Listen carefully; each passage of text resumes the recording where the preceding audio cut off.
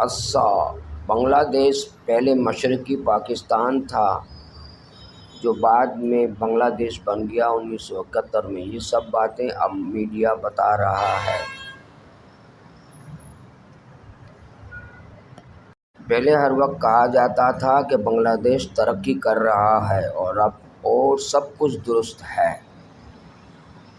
اب کہتے ہیں کہ بنگلہ دیش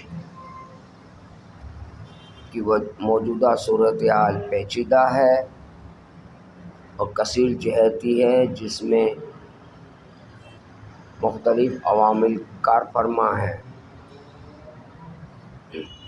نمبر 1، سیاسی عدم استحکام اور پولرائزیشن، معاشی چیلنج جسے مہنگائی اور بے روزگاری۔ نمبر 2 تھا 3، موسمیاتی تبدیلی اور ماحولیاتی انحطاط۔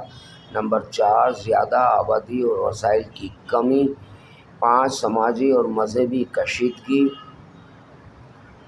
نمبر 6، کرپشن اور گورننس کے مسائل۔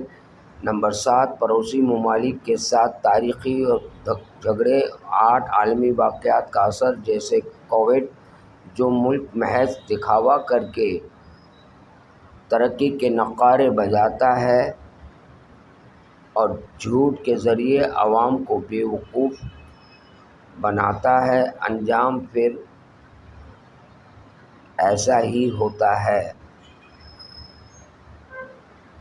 حسینہ واجد ایک فاسسٹ اور منتقم مزاج عورت تھی۔ اپنے باپ کی طرح انڈیا کی ایجنٹ اور گوئبلس کے فارمولے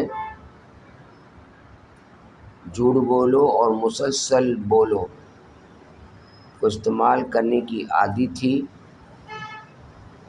اس نے اپنے دور حکومت میں ناحق پھانسیاں دیں، مخالفین کو قید کیا، انجام دیر سے سہی لیکن جھوٹ کو پناہ مل کر رہتی ہے، جاری ہے۔